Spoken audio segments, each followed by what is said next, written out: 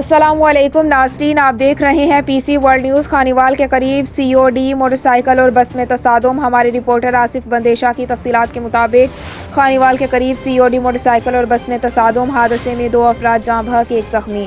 जाँ बहक अफराद में मोहम्मद अशरफ, ताहिरा बीबी, जोजा अशरफ और जख्मी फलक शेर वल्द मोहम्मद बख्श सकना 167 10R शामिल हैं। रेस्क्यू 1122 ने जख्मी को इब्तदाई तिब्बी इमदाद के बाद सिविल अस्पताल मुंतकिल कर दिया।